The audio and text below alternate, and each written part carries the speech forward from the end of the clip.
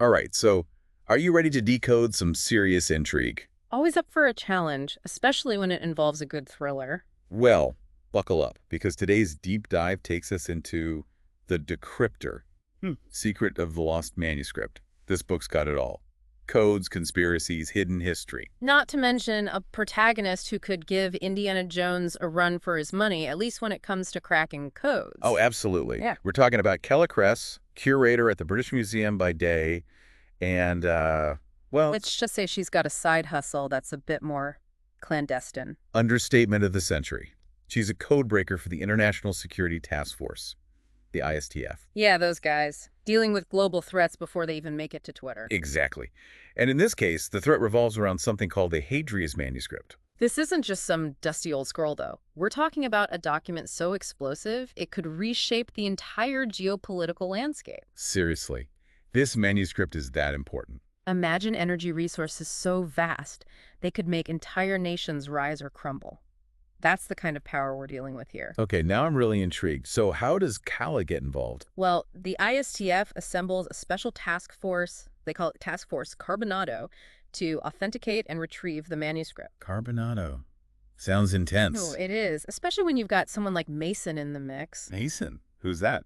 High-ranking ISTF official with his own agenda. He wants the manuscript secrets all to himself. Uh-oh.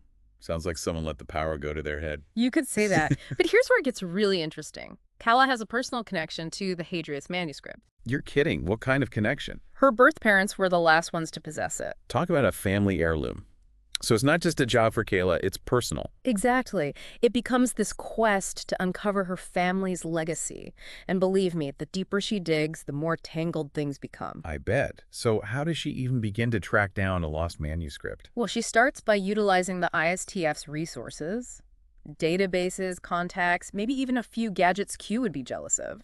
She also reaches out to some experts for help. Experts, huh? Like who? Like Jack, a tech genius who can probably write code in his sleep. He's the guy you call when you need to outsmart a supercomputer. Nice. So they're facing down shadowy organizations, decoding ancient secrets. Sounds like something out of a movie. Oh, it is. And just like in the movies, there are complications. One of them being the theft of Priam's treasure from the Pergamon Museum in Berlin. Wait, that famous heist. I remember hearing about that. What does it have to do with the Hadrius Manuscript? It's not a coincidence, that's for sure. It seems someone's trying to tie up loose ends, silence anyone who gets too close to the truth. That's chilling. Eh, So it's not just about finding the manuscript, it's about staying alive long enough to do it. you got it. And things get even more personal for Calla when Allegra Driscoll, a fellow ISTF agent and a close friend, disappears. Oh no. So now it's personal on another level. Exactly. But here's the thing about Calla. She doesn't back down from a challenge. In fact, she discovers something that deepens her connection to the case even further. Okay, you've got to tell me. Yeah. What does she discover? Remember those operatives we mentioned? The ones with, shall we say, enhanced abilities. Yeah, those guys. Scary stuff. What about them? It turns out they have a very specific interest in both Calla and the Hadrius Manuscript. I knew it. Something told me they'd be tangled up in this somehow. And there's more. Calla's birthmark, it's not just some random mark. It's directly connected to the manuscript. The symbols match. Wow. Okay, so we've got a missing manuscript, a connection to her family history, shadowy organizations, enhanced operatives, and a mysterious birthmark. You forgot the part where she's being hunted by a ruthless assassin named Slate. Oh, come on. An assassin too. This just keeps getting better and better. Uh, Tell me more about this Slate character. What's he like? Imagine if a Terminator went to Savile Row for a custom suit. He's relentless, technologically advanced, and he wants Calla silenced permanently. This is intense. And just when you think things can't get any more complicated, Calla's love interest, Nash, a skilled agent in his own right, gets caught in the crossfire. Oh no. Poor Nash. Talk about being in the wrong place at the wrong time. You can say that again. This is incredible. I can't believe how much this story has to offer. And we're just getting started. Okay, so where'd we leave off? Oh, right. Calla's got a target on her back, a mysterious assassin on her trail, and she's trying to unravel the secrets of this manuscript. Talk about a Tuesday, am I right? You forgot about her love life. It's not exactly smooth sailing with Nash caught in the crossfire. Right. Poor Nash. Always seems to be dodging danger alongside Calla. Speaking of dangerous, remind us what those objects connected to the manuscript were again. The carbonados. Right, those things. Those are important, right? They're like more than just clues. Think of them as keys, each one linked to a specific location and time, protected by a riddle that would make a sphinx scratch its head. And I thought those crossword puzzles I do were tough.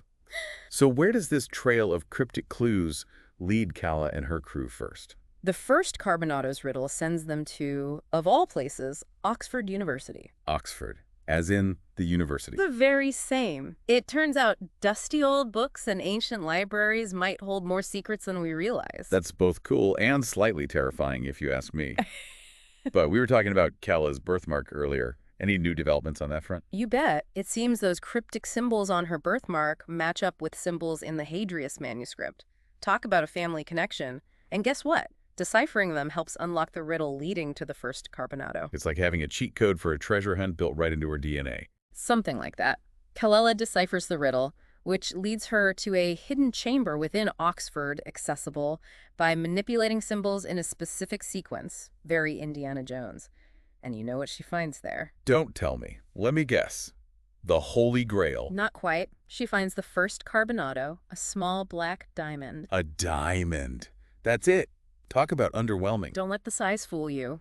Remember how we talked about the manuscript containing secrets to immense power sources?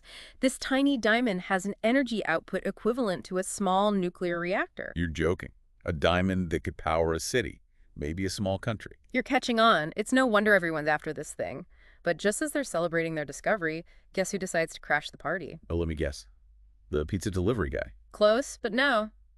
Slate, our resident Terminator wannabe, shows up. Talk about bad timing. You must say that again. And of course, this is where Nash, skilled agent that he is, earns his danger pay. They managed to escape, right? They do, but not without a fight. It becomes clear that Slate isn't working alone. He's got resources, tech. Someone is backing him up. So we're not just talking about a lone wolf, huh?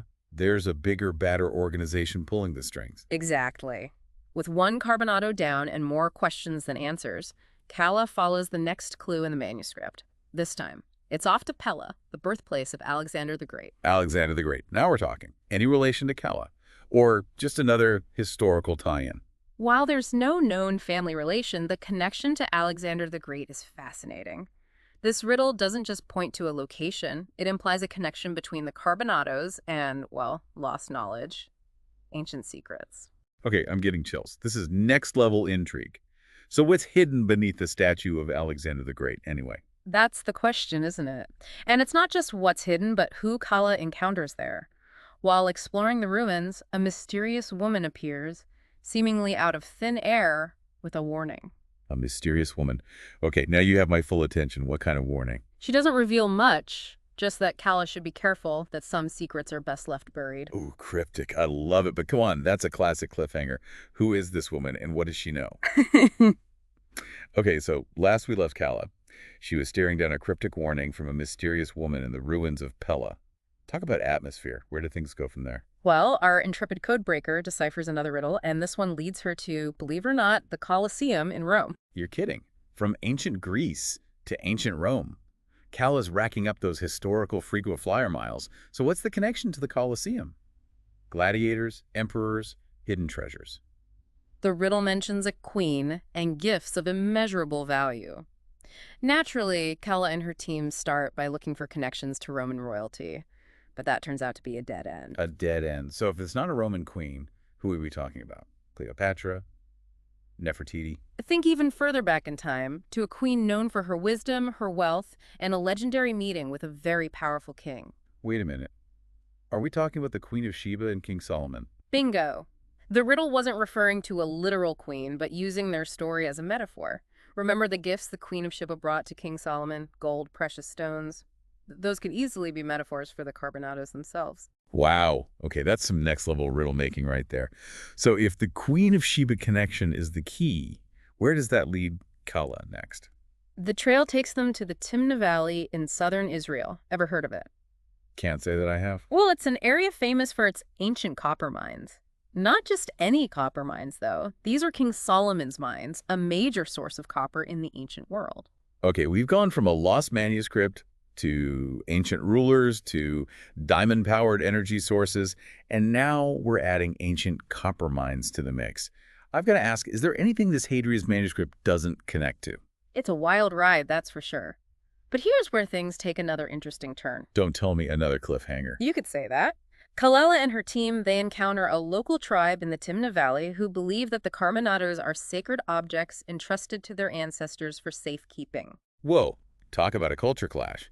So it's modern-day treasure hunting versus ancient beliefs and traditions. Exactly, and it forces Calla to confront a tough question. Who has the right to possess these objects?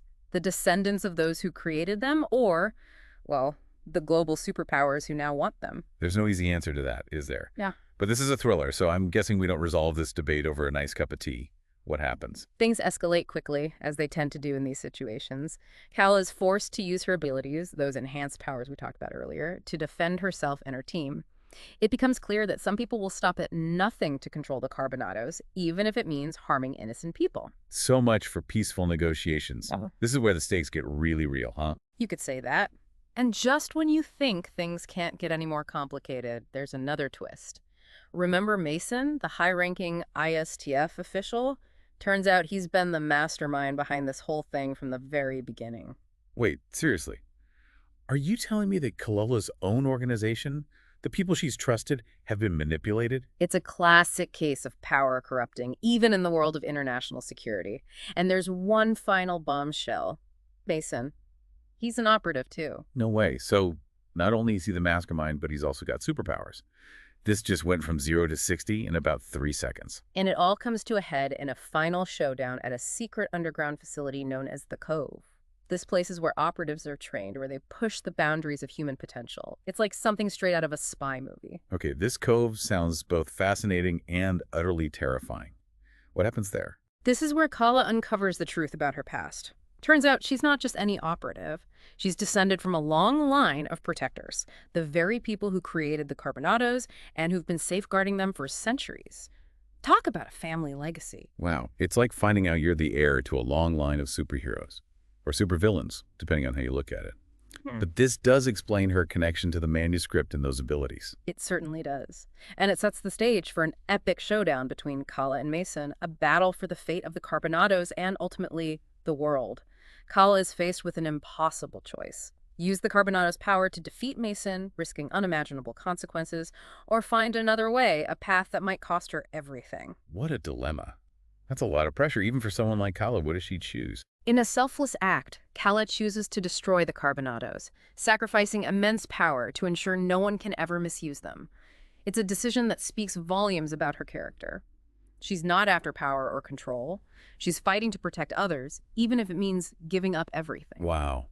That's a powerful ending. So what becomes of Calla? Does she go back to her quiet life at the museum? The Calla who emerges from the Cove is forever changed. She can't just go back to her old life, not after everything she's experienced. She embraces her role as a protector, an operative dedicated to safeguarding the world from those who would misuse knowledge for their own gain. That's quite a journey. From decoding ancient riddles to confronting rogue operatives and ultimately saving the world. It makes you wonder, in a world full of secrets and powerful forces, what choices would we make? What sacrifices would we be willing to endure to protect what we believe in? It's a question worth pondering. It certainly is. Yeah. And on that note, we come to the end of our deep dive into the Decrypter, Secret of the Lost Manuscript. Until next time, keep those thinking caps on and remember, sometimes the most incredible journeys are hidden within the pages of a book.